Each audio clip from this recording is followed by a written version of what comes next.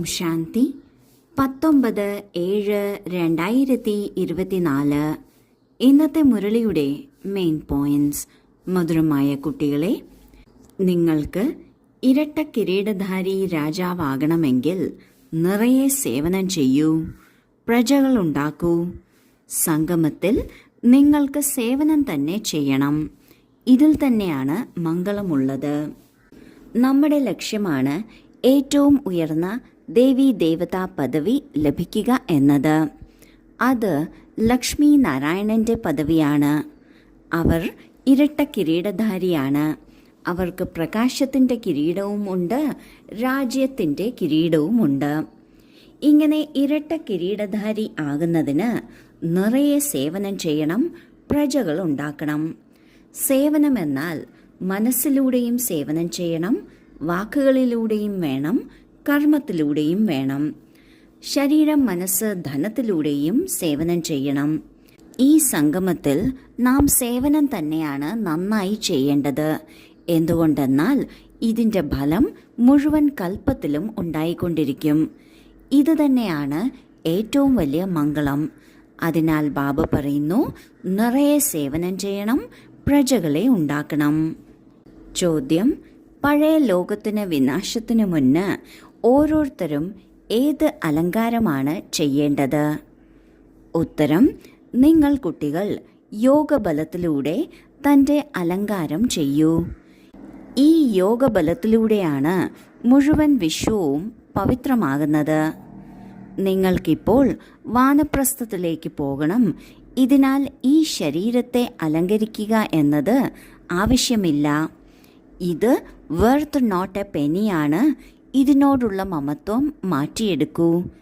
വിനാശത്തിന് മുന്നേ ബാബയ്ക്ക് സമാനം ദയാഹൃദയരായി തൻ്റെയും മറ്റുള്ളവരുടെയും അലങ്കാരം ചെയ്യൂ.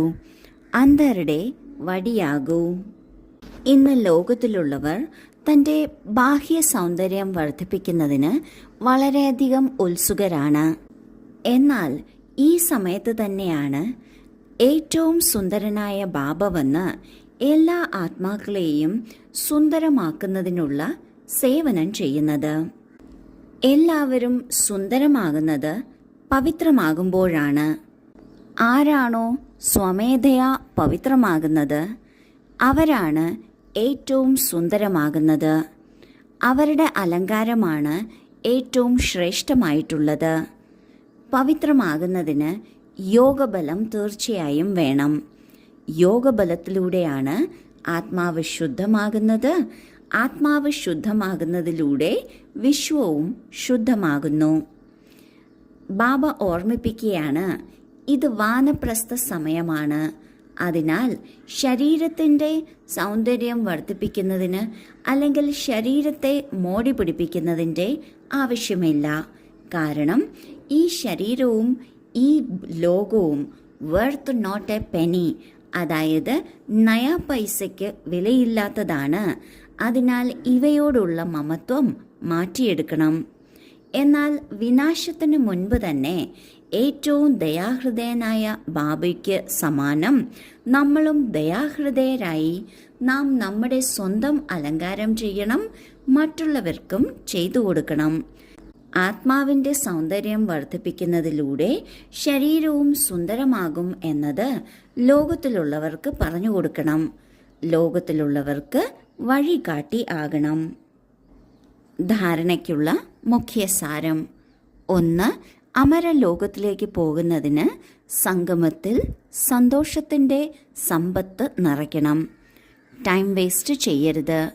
തൻ്റെ സഞ്ചി നിറച്ച് ദയാഹൃദയരായി അന്ധർക്ക് വടിയാകണം. 2. കൈക്കുള്ളിൽ സ്വർഗം ലഭിക്കുന്നതിന് പവിത്രമാകണം. സ്വയം സത്വപ്രധാനമാകുന്നതിനുള്ള യുക്തി രചിച്ച് തൻ്റെ മേൽ സ്വമേധയാ കൃപ കാട്ടണം. യോഗബലം ശേഖരിക്കണം. ആദ്യത്തെ പോയിന്റിൽ ബാബ പറയുന്നു, നമ്മൾ അമരലോകത്തിലേക്ക് പോവുകയാണ്. സന്തോഷത്തിൻ്റെ, സുഖത്തിൻ്റെ ലോകത്തിലേക്ക് പോവുകയാണ്. അതിനാൽ ഈ സംഗമയുഗത്തിൽ തന്നെ സന്തോഷത്തിൻ്റെ സമ്പത്ത് ശേഖരിക്കണം. നമ്മുടെ സമയം അനാവശ്യ കാര്യങ്ങളിലോ ദുഃഖത്തിലോ വ്യർത്ഥമാക്കരുത്. നാം സ്വയം നമ്മുടെ മേൽ ദയ കാട്ടണം, മറ്റുള്ളവർക്കും വഴികാട്ടിയാകണം. രണ്ടാമത്തെ പോയിന്റിൽ ബാബ പറയുന്നു, സ്വർഗത്തിന്റെ സമ്പത്ത് ലഭിക്കുന്നതിന് തീർച്ചയായും പവിത്രമാകണം. എങ്ങനെ സതോപ്രധാനവും പവിത്രവുമാകണം എന്നതിന് മേൽ യുക്തികൾ രചിച്ച് അത് ജീവിതത്തിൽ കൊണ്ടുവരണം. ഇപ്രകാരം സ്വയം നമ്മുടെ മേൽ തന്നെ നാം ദയ കാട്ടണം. ഇതിനോടൊപ്പം യോഗബലം ശേഖരിക്കണം. യോഗബലത്തിലൂടെയാണ് പാപം നശിക്കുന്നത്, പവിത്രമാകുന്നത്. വരദാനം: യജമാനനെ സദാ ഒപ്പം വെച്ച് കമ്പൈൻഡ് സ്വരൂപം അനുഭവിക്കുന്ന വിശേഷ പാർട്ട്ധാരിയായി ഭവിക്കട്ടെ. കുട്ടികൾ എപ്പോൾ ഹൃദയം കൊണ്ട് ബാബ എന്ന് പറയുന്നുവോ ദിലാരാമൻ ഹാജരാകുന്നു. ഇതിനാൽ പറയുന്നു യജമാനൻ ഹാജരാണ് എന്ന്. വിശേഷ ആത്മാക്കൾ അല്ലെങ്കിലും കമ്പൈൻഡ് തന്നെയാണ്.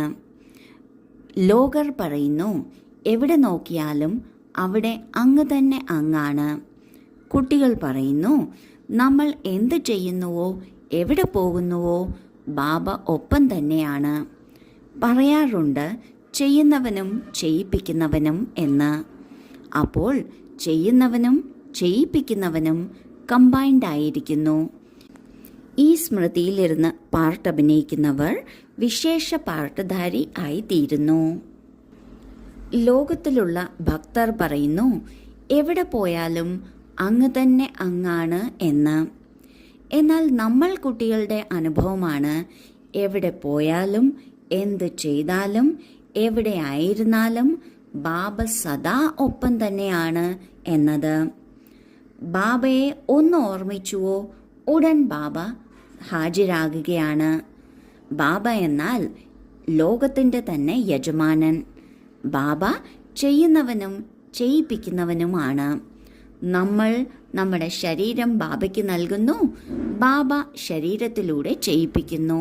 ഈ കമ്പൈൻഡ് സ്ഥിതിയുടെ സ്മൃതിയുണ്ട് എങ്കിൽ നമ്മൾ വിശേഷ പാർട്ട്ധാരി ആയിത്തീരുന്നു.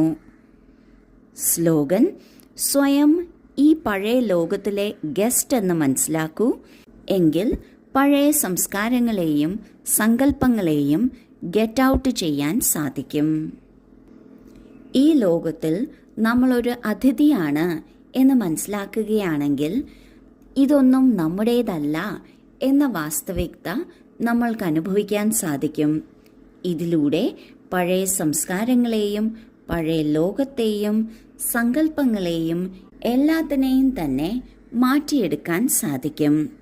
അവയെ സമാപ്തമാക്കാൻ സാധിക്കും. ഓക്കെ. ഓം ശാന്തി.